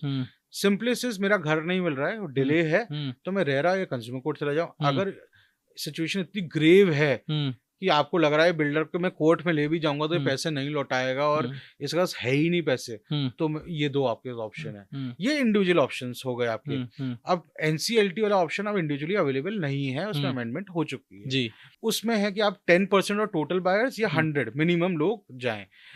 दूसरा है कि जो रेरा ने किया, आपको सारे बायर्स की डिटेल देनी पड़ेगी वेबसाइट पे, तो आप बायर्स एकत्रित होकर कोई एक्शन ले सकते हैं। क्या होता है, एक आम आदमी एक बिल्डर से लड़ने में ना डरता है ना। हम कहते हैं भाई सबसे बेस्ट है कि आप अपनी डिस्प्यूट खुद लड़िए, बट आप एक आदमी कन्विंस नहीं करते। कोर्ट्स का एक पॉइंट ऑफ, कोर्ट्स नहीं, एक उनका ना एक आम आदमी का नजरिया है कोर्ट्स की तरफ, पूरे लीगल सिस्टम की पूरा लीगल सिस्टम कि भाई इतना स्ट्रांग कंपनी है, समय बहुत लग जाएगा, वकील का पैसा लगेगा, वकील का पैसा, लॉ फाइटिंग का case is very expensive, very expensive. आप सोचिए अगर मैं एक आम आदमी से उससे फीस 2 या 3 लाख रुपए मांगू तो उसका तो अच्छा खासा पैसा जा रहा है, पहले उसका पैसा डूब गया, पैसा डूबा हुआ है। तो कई जगह होम बायर्स ने निकाला कि हम एकजुट होके जाते हैं, तो हम एक एसोसिएशन बना लें या वैसे ही एक साथ आ जाए, उसके थ्रू केस करें। तो ये बहुत अच्छा, आप अगर आप एक साथ जाएंगे तो आपका लीगल कॉस्ट भी बचेगा, काफी कम हो जाएगा जी। उससे ये होगा कि हाँ आपका बायर को लगेगा, बिल्डर को लगेगा या कोर्ट को भी लगेगा ये सीरियसनेस ज्यादा है। करेक्ट है ना, वो भी एक बहुत इंपॉर्टेंट है। बट इसके हर एक सिचुएशन के प्रोज एंड कॉन्स है। एक बहुत इंपॉर्टेंट कोट है लॉ में, it is called it depends. It depends on the situation as to what you will do when. कब आप अकेले जाएंगे, कब आप जॉइंटली जाएंगे, कब मैं किस कोर्ट जाऊं, किस सिचुएशन में क्या करूं, वो एक लॉयर आपको बता पाएगा। तो मेरा एडवाइस है सेल्फ लिटिगेट और सेल्फ मेडिकेट मत कीजिए अपना। सर एक एग्जांपल दे दीजिए कि कब आपको अकेले जाना चाहिए और कब आपको कॉस्टिंग कॉस्टिंग देखिए, अगर आपने 2 करोड़ का घर खरीदा है तो भाई आपका बहुत ज्यादा पैसा लगा हुआ है, आप अर्ली स्टेज में आपको पता लग गया बिल्डर नहीं है, आप तुरंत अकेले जाइए और अपना पैसा ले लीजिए, है ना, क्योंकि आपको पता है कि भाई एक आदमी को 2 करोड़ रुपए लौटाने में और 100 लोगों को 2 करोड़ लौटाने में जमीन आसमान का अंतर है। बिल्कुल ठीक बात। तो ये थोड़ा ना अपना विजन और माइंड सेट को क्लियर करना चाहिए। आपको लॉयर समझाएगा। वो भी नहीं समझाते हैं कई लोग। यही प्रॉब्लम है एक्चुअली। नॉलेज बहुत स्ट्रैटेजिकली क्या एक्ट करना है ये कोई बताता ही नहीं है। करेक्ट। और मेरे ऐसा होगा ना, सेल्फ लिटिगेट और सेल्फ मेडिकेट करिए मत। Go to an expert, don't save legal cost. आप आज थोड़ी लीगल कॉस्ट सेव करेंगे, बाद में बहुत ज्यादा पे करनी पड़ेगी। सही बात है। आपका बहुत पैसा स्टेक पे है। तो वहां इंडिविजुअली जाइए जहां आपको तुरंत एक्शन, और केस भी ज्यादा देर चलेगा। अब 100 लोग लेके गए आप, एक का आया कि भाई मैंने बिल्डर सेटलमेंट कर ली है, बिल्डर उसको तोड़ने की भी कोशिश करेगा। सही बात है। भाई मैं नहीं कर पा रहा, मैंने बेच दिया, फिर वो निकलेगा बाहर, तो कैसे प्रोसीजर डिलेज होंगे। तो अगर आपको लग रहा है आपका बिल्डर एक ऐसी सिचुएशन में कि पैसा लौटा सकता है, तो आप अकेले जाने की कोशिश करिए। अगर आप जा सकते हैं तो वो सबसे बेस्ट सिचुएशन है। अब एक सिचुएशन आती है कि भाई मेरा प्रोजेक्ट बन तो जाएगा, बट इसमें कुछ रेगुलरिटीज हैं और डिले है, तो आप एक साथ चले जाइए, क्योंकि उसमें तर्ज में बिल्डर पे इतना इकोनॉमिकली प्रेशर नहीं बन रहा, और ज्यादा नंबर्स पे कोर्ट पे जाएगा, कोर्ट कहेगा हाँ भाई। अब आप अकेले जाओगे कि भाई मेरा स्विमिंग पूल, भाई साहब दुनिया स्विमिंग पूल में स्विमिंग कर रही है, आपको क्या प्रॉब्लम है। तो जब तो ऑप्टिक्स भी मैटर करते हैं कि हाँ ये बात सही है या नहीं है। तो जब 10 लोग कहेंगे तो एक अलग इम्पैक्ट पड़ेगा। कोर्ट अकेले आदमी की भी सुन लेगी, बट एक ऑप्टिक्स हमेशा मैटर करते हैं। स्ट्रैटेजिक व्यू पॉइंट आप लॉ में हमेशा लीजिए। तो मेरा ये मानना है, अगर आप इंडिविजुअल हैं, आपको पता चल रहा है कुछ गड़बड़ हो रही है, या आपसे पैसा ज्यादा लिया जा रहा है, आपसे एग्रीमेंट नहीं हो रहा है, तुरंत आप रेरा में कंप्लेंट डालिए, है ना, लॉयर किसी लीज से लीगल हेल्प लीजिए। कुछ ना करें तो कम्युनिकेशन पूरा रखिए भाई। आप लॉयर भी फीस नहीं खर्च करना चाहते हैं, बट आपको लगता है कि कुछ गड़बड़ हो सकती है, तो कम से कम कम्युनिकेशन चेन तो बनाइए। लॉयर भी, कोर्ट भी पूछेगा भाई आप इतने सालों पे क्यों बैठे हुए थे, तो आप क्या कहोगे, साहब मैं बैठा हुआ था। आज ईमेल है, व्हाट्सएप है, आप पूछिए बिल्डर से। तो ये तो कीजिए, आप कम्युनिकेशन चैनल बनाइए, बेसिक सबसे इंपॉर्टेंट है किसी भी काम को, आपका कम्युनिकेशन चैनल। एविडेंस भाई, लॉ एविडेंस पे चलता है, वो एविडेंस के लिए काम आएगा ना, कि बिल्डर ने क्या रिप्लाई किया। हर बिल्डर को लगता है मैं कंप्लीट करूंगा प्रोजेक्ट, और जो मैंने कहा वो मैं डिलीवर करूंगा। 2016 में करना था, 2014 से में मिलना था आपको प्रोजेक्ट, 2016 तक नहीं मिला, 17 तक नहीं मिला, अभी नहीं मिल रहा। आप कम्युनिकेशन चैनल ओपन कीजिए, कम से कम बिल्डर ये तो लिखेगा नहीं अभी मिल जाएगा, परसों मिल जाएगा, कुछ तो कमिटमेंट देगा, वो रिकॉर्ड होगी। आप रिकॉर्ड कीजिए स्विमिंग पूल मिल रहा था, नहीं मिला, तो लिखेगा हाँ नहीं मिलेगा, तो वो रिकॉर्ड, ये एविडेंस है। आप बाद में जाके 2020 में 21 में लिखेंगे अचानक से उठ के बोल देंगे, अचानक, तो बिल्डर को भी पता है किस लिए कर रहे हैं आप। तो इसलिए कम्युनिकेशन और एविडेंस कम से कम रखिए आप। And first thing is first movers advantage लीजिए आप अपने राइट पे। आपके 500 बायर्स थे उस बिल्डर के, 100 लोग घर पैसा ले चुके हैं, यानी कि अच्छा खासा पैसा उसका ऑलरेडी ड्रेन आउट हो चुका है। आप 101 102 जाएंगे तो कहाँ से आपको पैसा देगा। किसी भी मामले में बैंकरप्सी डिक्लेयर कर सकते हैं, वो बैंकरप्ट हो जाएगा, ऐसे हाथ खड़ा है मैं बैंकरप्ट, फिर आप अटक जाएंगे। Be very vigilant, that is my advice. Sir अगला सवाल जो मैं आपसे पूछना चाहूंगा ये कि बायर्स खरीद रहे हैं, मकान खरीद रहे हैं, कुछ गलतियां हैं जो बायर्स कर रहे हैं? बहुत बेसिक गलतियां हैं, जैसे कि मैंने आपको बताया लॉ की अवेयरनेस ना होना तो बहुत बेसिक गलती, नंबर 1।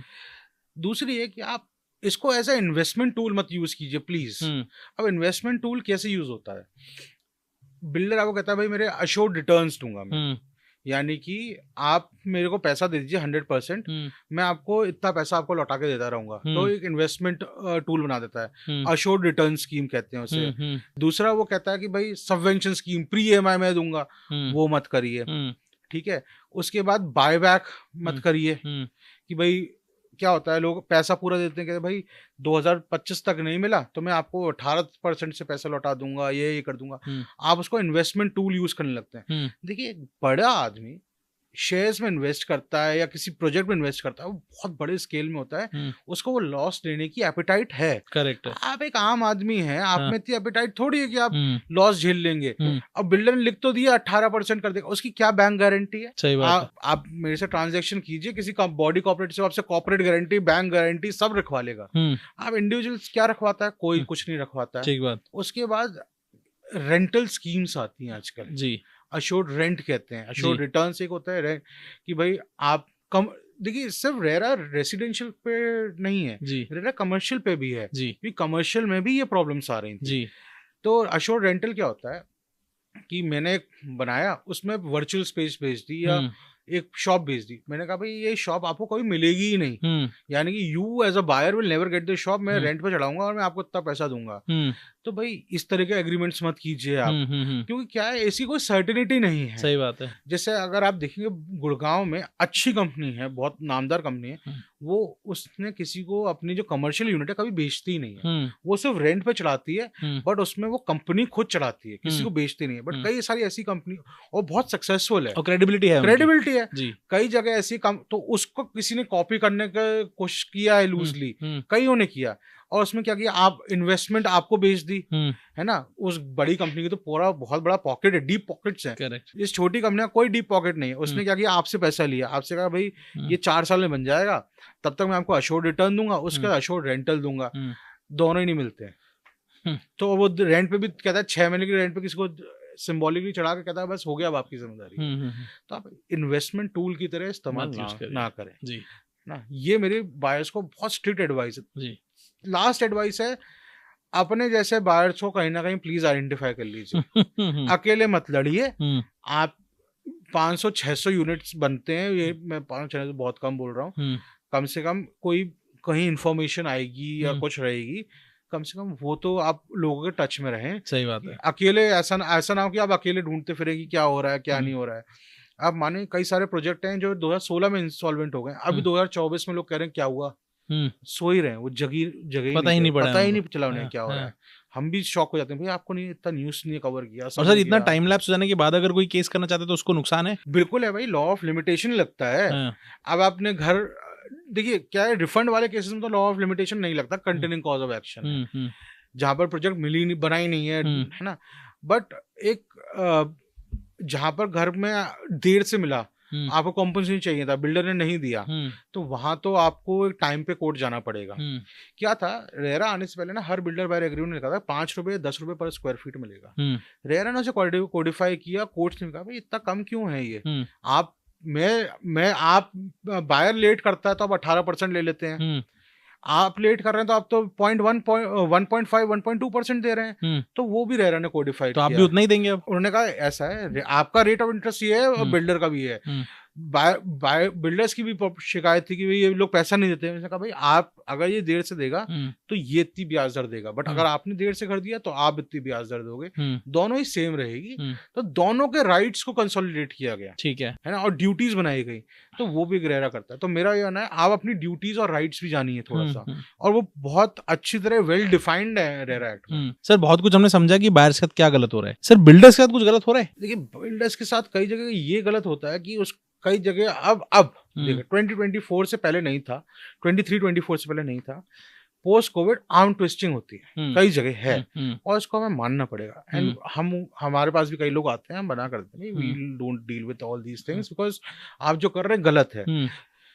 आप क्या कर रहे हैं, आपने पैसा दिया नहीं बिल्डर को, आप उसको आर्म ट्विस्ट कर रहे हैं कि भाई मेरे को रिफंड कर, मैं क्रिमिनल कंप्लेन करा दे रहे हैं, प्रोजेक्ट में सब कुछ सही चल रहा है तब भी आप उसमें टांग मार रहे हैं। तो कई सारी ऐसी चीजें जो बिल्डर्स की से गलत होती है। अब बिल्डर जो प्रोजेक्ट बहुत लार्ज स्केल पे डेवलप कर रहा है, अगर उसका पैसा नहीं आएगा तो वो डेवलप होगा ही नहीं।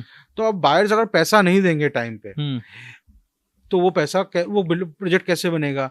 अब उसमें बायर्स क्यों गलत है? आपका पास पोटेंशियल था ही नहीं financially to buy a house of 3 crore जी। आपने अगेन वही इन्वेस्टमेंट ग्रीड सोच के ले लिया कि मैं बेच दूंगा। अभी मेरे पास कुछ दिन पहले क्लाइंट आए, मैंने उनका पैसा एक बिल्डर से लौटवाया था, उनको 2.5 या 3 करोड़ रुपए मिला था, उन्होंने जाके 6 या 7 करोड़ का घर खरीद लिया। वो बिल्डर कह रहा है भाई मैंने तो टाइम पे बना दिया, पे करो। वो कह रहा है मेरे पास पैसा नहीं है। तो I asked him why did, अब वो लॉयर को बोल रहे हैं कि बॉस आप केस कीजिए, पैसा वापस मांगिए। मैं भी कह रहा हूँ भाई आप, उसने टाइम पे डिलीवर कर दिया, उसकी कोई गलती है ही नहीं, उसकी गलती है नहीं, आपकी फाइनेंशियल कैपेसिटी नहीं थी, तो आप अपना पैसा कैंसिल करा के लीजिए। नहीं हम नहीं गए। और फिर क्या है, लोग क्या है आजकल रिलाय करते हैं गूगल पे, अनएस्टैब्लिश्ड लॉज पे, कि कोई ये कहीं से सुन लिया, फिर कहते हैं आप बिल्डर को कोई इस तरह से हरास कीजिए फिर मैं नेगोशिएट करूंगा। So that is where also builders face suffer. और कई जगह वो क्या करते हैं, ग्रुप बना के उसे इंसॉल्वेंट कराने की कोशिश करते हैं, करते हैं। कई जगह इंसॉल्वेंसी को, ऐसा नहीं है कि बिल्डर्स गलत थे, लेकिन अगर 100 केसेस हैं तो उसमें से 95 टाइम्स बिल्डर गलत है, बट 5 टाइम बायर्स भी गलत रहे हैं। करेक्ट। वो फाइन आप मिलेंगे। कई सारे ऐसे बायर्स थे, एक प्रोजेक्ट में उनके 7-8 8-8 यूनिट थे। मेरे पास एक मैटर आया है, उसने एक कंपनी से 37 यूनिट्स लिए हैं डिफरेंट प्रोजेक्ट्स में, है ना, और 37 से 37 में उसने पेमेंट नहीं करी है, एक में भी पेमेंट नहीं करी है, 25% पेमेंट करी हुई है सब में। अब कह रहा है, मैंने कहा आपने 37 यूनिट्स क्यों ली हैं, आप 2-4 ले लेते, है ना, बट मैं पेमेंट नहीं करूँ। अब मैं ये कर रहा है, ये नेगोशिएट नहीं कर रहा, क्यों नेगोशिएट करेगा आपसे? उसके अब रेरा ने कोडिफाई कर दिया भाई कि राइट्स क्या है, ऑब्लिगेशंस क्या है। अब फिर वो कहते हैं आप एक काम करो, इसको आर्म ट्विस्ट करके किसी तरह मैं बेच दूंगा तो मेरे ट्रांसफर चार्जेस वेव ऑफ हो जाए, ये हो जाए, इतना में बिक जाए, तो वहां पर प्रॉब्लम आती है ना, ये है। और दूसरी बात ये है, आप देखिए after coming of RERA and these big units, black का ट्रांजैक्शन खत्म हो गया। बिल्कुल, बिल्डर तो आपसे ब्लैक मनी ले ही नहीं रहा है, कैश में वो 2 लाख रुपए जो अलाउड है वो लेता है, वो भी आपको पैन कार्ड देना पड़ेगा। अब वो कहाँ पर आ रही है, सपोज थर्ड पार्टी सेल में, अब वो मैंने बिल्डर से ली, मैंने किसी और को बेचा, तो मैं ले रहा हूँ, वहां हो रहा है, बट वहां फिर से वही प्रॉब्लम आती है। अब आप कह देते, आप उसको प्राइस अपने आप इंक्रीज कर रहे हैं, तो मेरा ये मानना है अगर आप हैं तो आप थ्रू बिल्डर खरीदिए, कम से कम आपका राइट्स तो डिफाइंड रहेंगे। सही बात है। फिर आप ये तो कह पाएंगे कि भाई ये यूनिट मैंने 3 करोड़ का खरीदा है, ना कि 2 करोड़ का, क्योंकि पेपर में तो वो यूनिट बिल्डर के सामने 2 करोड़ का ही है, क्योंकि आपने 1 करोड़ तो उस सेकंड बायर को दे दिया जी, है ना, तो फिर अब आप 3 करोड़ किस बात पे वापस मांगे, क्लेम ही नहीं कर सकते जी। तो आप अपने राइट से खुद खेल रहे हैं, तो वहां ये प्रॉब्लम। आप कैश ट्रांजैक्शन, कई लोग आते हैं सर कैश जो हमने दिया उसका क्या या आप if you can prove it through evidence, prove it, then you face the consequences, because that is a cash transaction. Maybe this court will not ask it, but somebody will ask, income tax will ask, how did you get 1 crore rupees? सही बात है, कहीं तो पूछेगा। तो इस तरह से बिल्डर बायर्स भी कई बार हरास करते हैं। सब पेनल्टीज का आजकल क्या प्रोविजन है, किस तरह की पेनल्टीज लगाई जाती हैं? रेरा आने का ना, पेनल्टीज में सबसे ज्यादा अच्छी बात है रिलैक्सेशन है जी, है ना। वो रिलैक्सेशन ये है कि किसी की अपनी मनचाही पेनल्टी नहीं मांगी जा रही है। जहाँ आप पूछ रहे थे ना बायर्स कई बार क्या करते हैं, कंपाउंड इंटरेस्ट दीजिए आप मेरे को, 18% दीजिए, 20, देखिए ठीक है, कई बार हमारी ना कंट्री में रेड टेपिज्म भी बहुत है जी, प्रोजेक्ट ना चाहते हुए थोड़ा डिले हो जाता है, ठीक बात है, वो भी हमें समझना पड़ेगा। तो भाई कंपाउंड इंटरेस्ट आप मांगेंगे, ये सब मांगेंगे ना, तो और ये हो रहा था, प्रिंसिपल भी मिलना मुश्किल हो जाएगा। तो रेरा ने कहा कि भाई कोडिफाई करते हैं कि डिले होगा तो क्या इंटरेस्ट रहेगा, स्टेट गवर्नमेंट और रिफंड करना होगा तो क्या रहेगा, वो दोनों सेम इंटरेस्ट रेट है, बस की कैलकुलेशंस अलग है, कौन सा चीज कहाँ से कैलकुलेट होगा। तो ये पावर स्टेट गवर्नमेंट की दी, जैसे यूपी में MCLR प्लस 1% है, हरियाणा में MCLR प्लस 2। MCLR क्या था, marginal cost of lending rate, ठीक है, हाईएस्ट। तो SBI की आप वेबसाइट पे जाएंगे, MCLR SBI डाल दीजिएगा तो आपको हाईएस्ट मिल जाएगा, 8.3 8.5 होगा, प्लस 2% 10.5% पर एनम जी, सिंपल इंटरेस्ट। सिमिलरली अब यूपी में उसको 1% कर लीजिए, तो ये तो हो गया डिले और रिफंड पे। नॉन डिक्लेरेशंस पे 5% और 10% of the project cost depending on the offense that a particular builder is doing जी, वो भी क्रिस्टलाइज हो गया, आप पे भी क्रिस्टलाइज हो गया, बायर नहीं दे रहा है तो वो भी क्रिस्टलाइज हो गया कि आप पे भी सेम इंटरेस्ट लगेगा, वो MCLR प्लस 2% वाला जी। तो इससे क्या हुआ, एग्रीमेंट्स में ना एक यूनिफॉर्मिटी आ गई, ठीक बात, क्योंकि पहले ना एग्रीमेंट्स में आप मानेंगे नहीं, रिफंड क्लॉज होता ही नहीं था, there was no refund clause, कि अगर मेरा प्रोजेक्ट डिले हुआ there was no refund clause at all. NCDR national consumer forum had to draw law कि नहीं, अगर नहीं दे पा रहे हैं तो पैसा लौटाना पड़ेगा ब्याज से, उससे लगे कोई लॉ ही नहीं था एग्रीमेंट में, और डिले पे भी 5 या 10 रुपए पर स्क्वायर फीट मिलता था। तो वो रेरा ने कम से कम क्लैरिफाई किया। सर रेरा एक कमाल का एक्ट सुनने में लग रहा है, कोई कमी है इसमें? और बहुत कमी है सर, एक दो बताएं। देखिए, मैंने आपको पहले शुरू में बताया था ना कि जब हम development stage of any nation में जाते हैं या किसी सोसाइटी के में, तो हम इंस्पिरेशन बाहर से लेते हैं। ठीक बात। तो इंस्पिरेशन पूरी लेनी चाहिए, आधी नहीं लेनी अच्छा, हमने आधी ली है। तो सबसे बड़ा लकुना है, हमारे पास इंश्योरेंस नहीं है। एक्ट में लिखा हुआ, गवर्नमेंट को नोटिफाई करना है, बट वो हो नहीं रहा है, पता नहीं क्यों नहीं हो रहा है। इंश्योरेंस क्या है कि आप अलॉटी हैं, अगर कंपनी दिवालिया हो गई तो मेरे पास इंश्योरेंस, आपको इंश्योरेंस तो मिले जी, या बिल्डर के साथ कुछ हो गया तो इंश्योर्ड तो रहे जी। वो एक कमी है, उसको कवर नहीं कर पा रहे। बिल्कुल सही बात। दूसरा है जो रेरा का एडजुडिकेटिंग बॉडी है, वो बहुत टाइम तक उसमें क्लैरिटी नहीं थी कौन कि किसके क्या फंक्शन है। एक एडजुडिकेटिंग अथॉरिटी थी, एक रेरा अथॉरिटी थी जी। दोनों में कॉन्फ्लिक्ट था कि मैं क्या करूंगा, ये क्या करेगा। अब वो जाके क्रिस्टलाइज हुआ। अब आपका जजमेंट तो आ गया, आप गए रेरा, आपको डिक्री मिल गई कि भाई मिस्टर XYZ कंपनी आपको लौटाएगी 10% से पैसा, बट वो लौटा ही नहीं रही है। अब उसकी इम्प्लीमेंटेशन तो ना, वो पेपर डिक्री बन गई।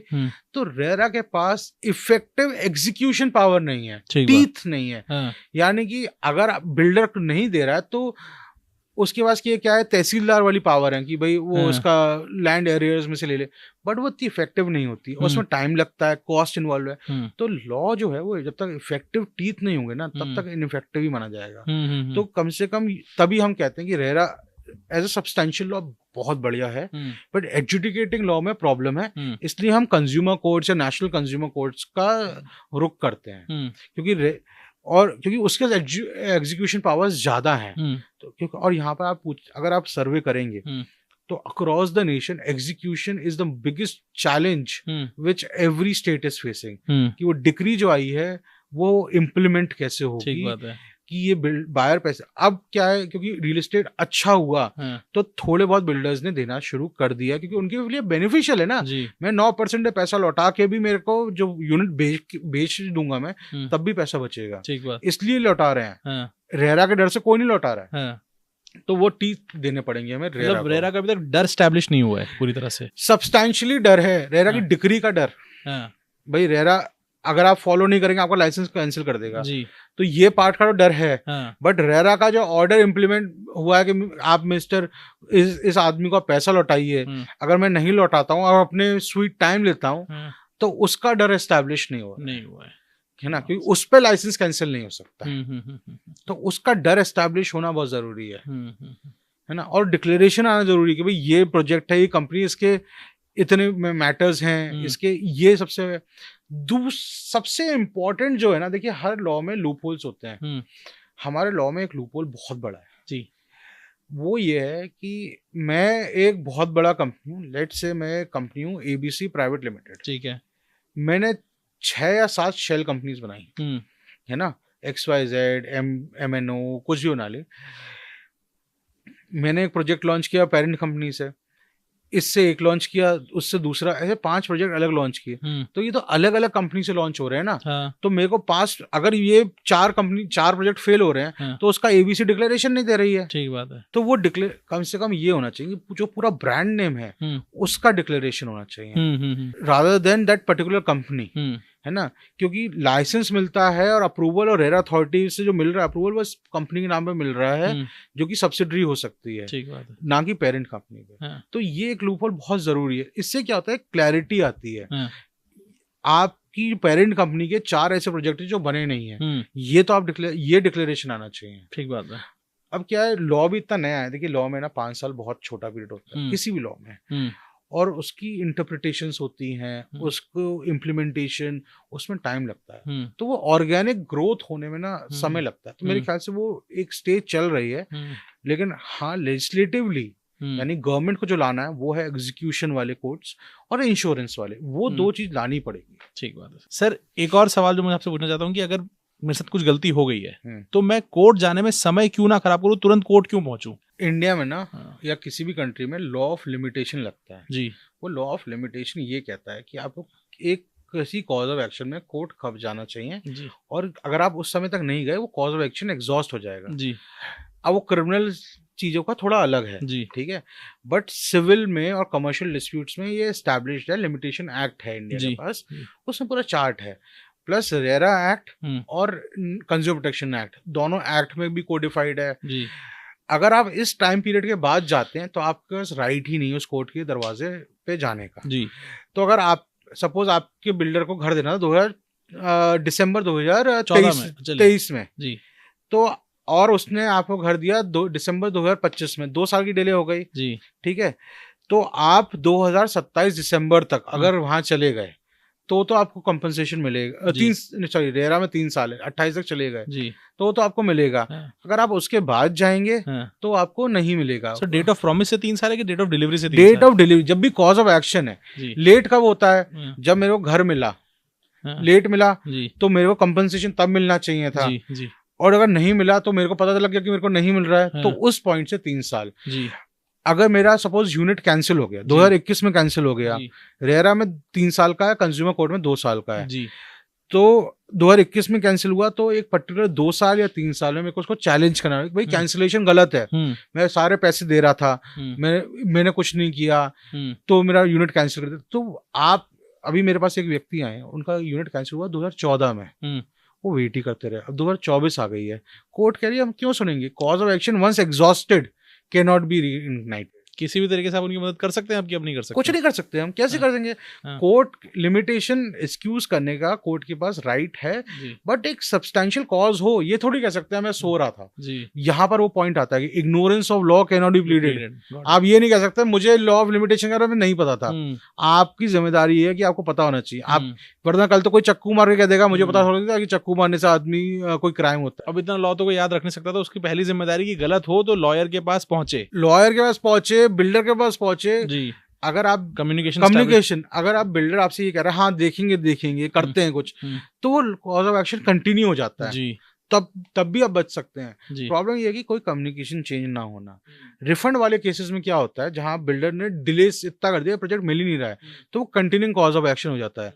बट उसमें ये लॉ ऑफ लिमिटेशन ना लगे, बट कई सारी चीजें, क्लब हाउस नहीं मिला, बहुत बड़ी प्रॉब्लम है। आप अगर देखेंगे बिल्कुल कि सोसाइटीज में घर मिल जा रहा है, अगर क्लब हाउस नहीं मिला, मेरे को ये बोला था नहीं मिला, तो 2019 में आपको घर मिल गया था, तो 2024 में थोड़ी जगेंगे आप, 2021 में जग जाते, 2022 रेरा में 2022 तक जा सकते थे, 2024 में तो कोर्ट आएगा भाई आप क्यों आ रहे हैं जी, लॉ ऑफ लिमिटेशन है ही नहीं आपके पास। तो ये डिफाइंड है, आपको जो करना है लॉ ऑफ लिमिटेशन के अंदर कीजिए, उसके बियॉन्ड करेंगे you have lost everything. Sir आपका बहुत बहुत धन्यवाद देना चाहूंगा, आपने समय निकाला।